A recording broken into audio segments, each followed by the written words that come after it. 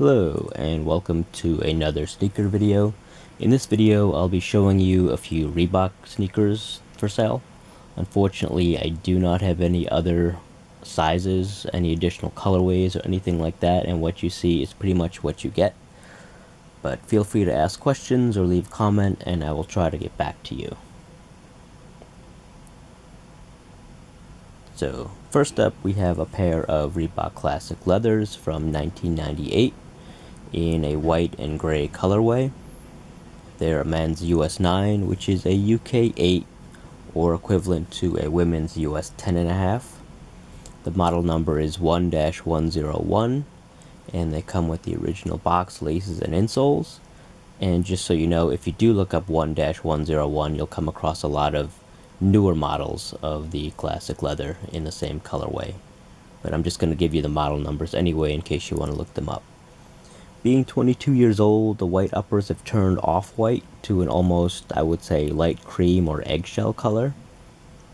And this model originally came out in the early 80s, but it's become very difficult to find any from that time. I do have a pair from 1985, I think in women's 7, but that's the only 80s pair I've ever seen. A pair from the 90s is already rare enough, and these are in really good condition. I don't believe they've ever been worn, as you can see from the photos of the outsoles and insoles and from the lack of creasing on the uppers.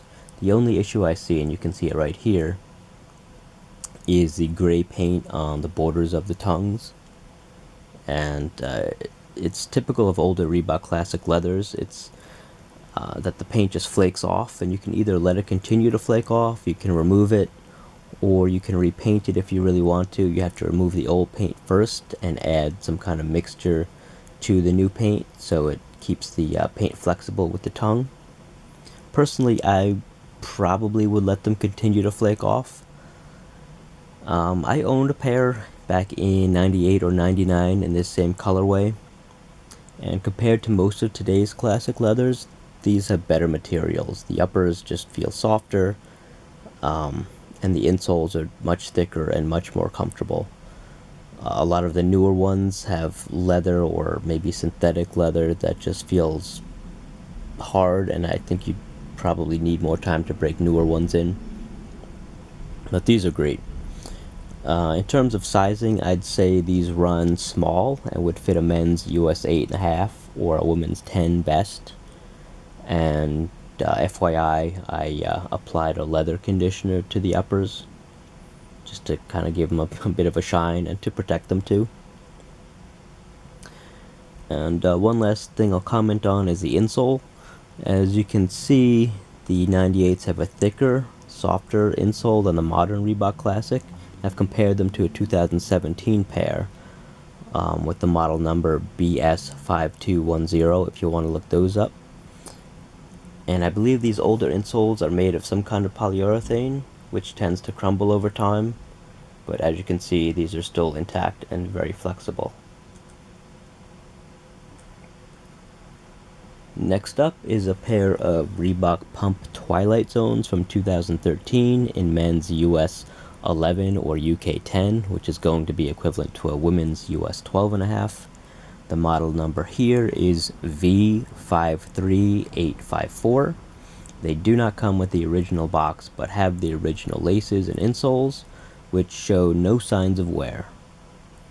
The sneakers themselves do show some minor signs of wear. I spotted some very, very, very minor heel drag, but there's no scratches or damage to the heel or the bottom ERS bubbles, the energy return system bubbles, the plastic coverings.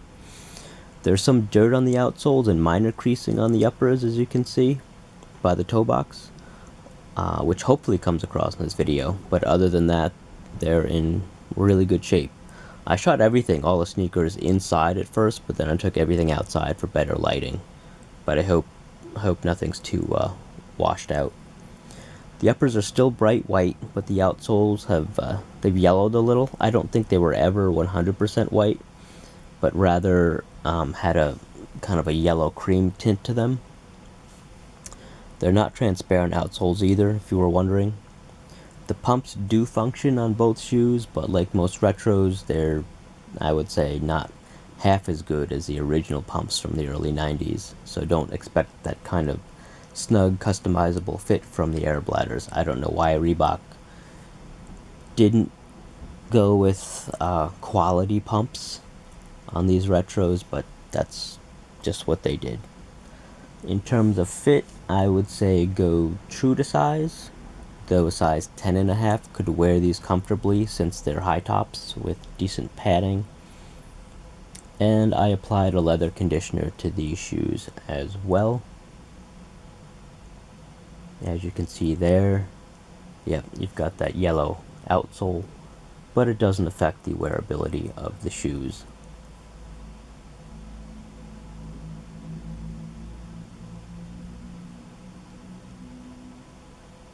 The third shoe here is another pair of Twilight Zone pumps from 2013, but these are model number V56263. These are a men's US 10.5 or UK 9.5, equivalent to a women's US 12. This pair also does not come with the original box, but has the original laces and insoles. And apart from some light marks on the insoles, they show no signs of wear. And I can see no dirt or drag on the outsoles and no creasing on the uppers whatsoever.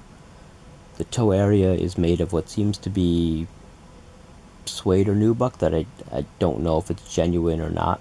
It could very well be synthetic. And the remainder of the bright blue material on the uppers seems to be a mix of leather and synthetic leather, but the baby blue piece around the heel is suede. And other featured colors, as you can see, would be neon pink, white, gray, and black. And again, yes, both pumps work, but like the other pair, they're nowhere as good as the original 90s pumps. If you own any vintage pairs, you'll know what I'm talking about. Most of them, or a lot of them, still work. In terms of fit, again, I would recommend going true to size, though again, they could also fit a size 10 just fine. Could you go down half a size in these? From an 11? Maybe, but I think these tend to run true to size.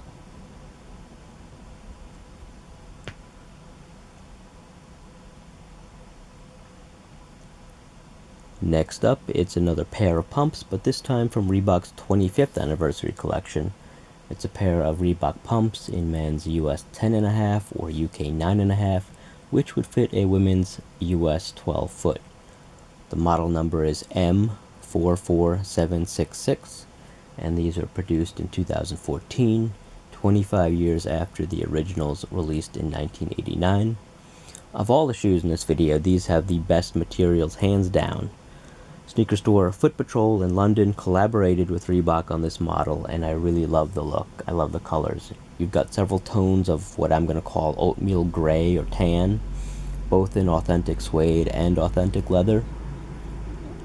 And the Foot Patrol logo is debossed onto the suede on both shoes by the toe box, and the name is also featured on the heels and on the tongues. The midsoles are white, and the outsoles are a transparent blue at the toe and the heel, and gum elsewhere. The plastic lace eyelet and heel wrap are cream colored, and the leather collar is I guess I'll call it a dark gunmetal blue.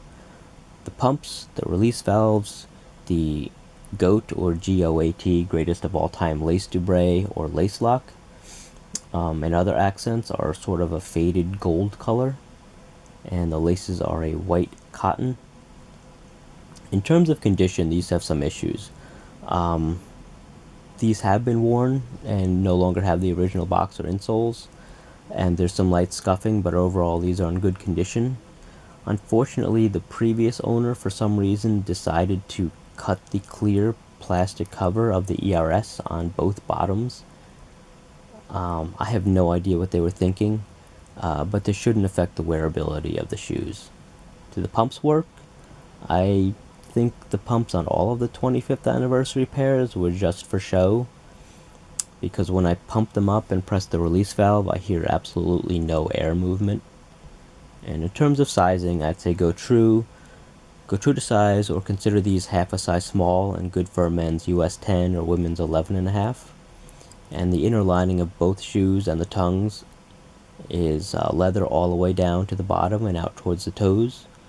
And there appears to be some dye transfer from jeans, but most was cleaned off, and again, a conditioner was applied to this leather. The next shoe is one of my favorite Reebok models of all time, as you know, the BB 4600. You may have seen my videos on vintage pairs and the 2019 mid-tops. If not, check them out. This particular model here is from 2009 and comes in men's US 10.5 or UK 9.5 and is again equivalent to a women's US 12. The model number is 4-J03047 if you want to look them up. As far as I can tell, these have never been worn and featured a blue suede upper with red and white accents and have an original Reebok tag attached. Unfortunately, the original box is no more, but these come with the original insoles and laces, both a blue pair and a red pair of laces. As the tag says, there could be some dye transfer if you get these wet. Unlike the 2019 model, these follow a mostly original design. They have the mid-80s stitched Reebok and Union Jack on the sides, as you can see. But they also had that late 80s, early 90s plastic lace eyelets. And Reebok is nicely debossed on the collars on the back, and the white midsoles have not yellowed at all. The blue dye at the heel seems to have faded a little bit, but that's hardly a major issue. I really wouldn't consider trying to re-dye the black, or the blue. I don't think it would work very well, and dyeing can be kind of a tricky business. In terms of sizing, again, I'd say go true to size, though these can also fit a US 10 or women's US 11.5. Could you go down half a size from a men's US 11? I suppose, but I think they might be a little snug. I'm not a fan of a snug fit, though I'm sure some of you out there prefer that. As you can see, the collars on the BB 4600s are thick, but the rest of the shoe is pretty thin, and so I think they tend to run true to size for the most part.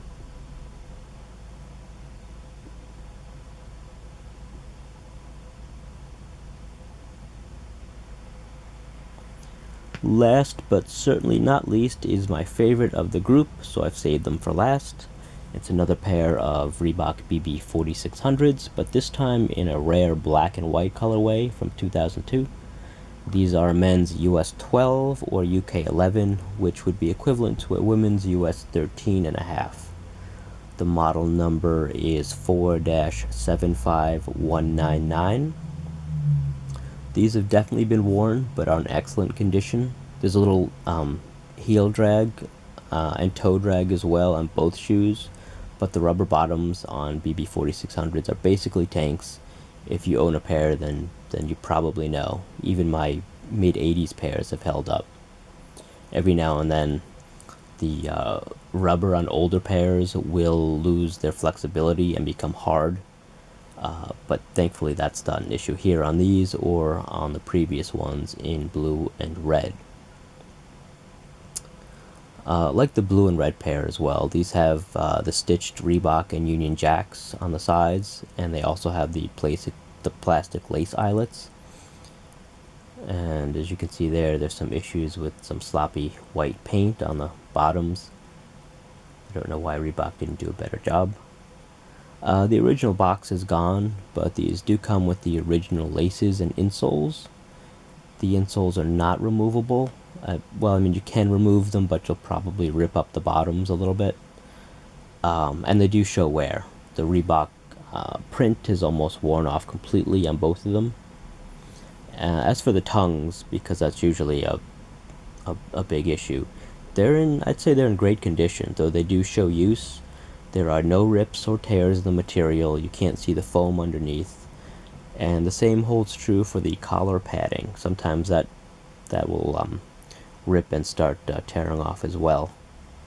Creasing appears on the uppers, but they're still in great wearable shape, and I applied a leather conditioner to them as well. If these were my size, I'd definitely be keeping them. The true high-top BB4600s are rare enough in this condition, but the black and white pairs are very difficult to find, in my experience. Well, that's it for the video.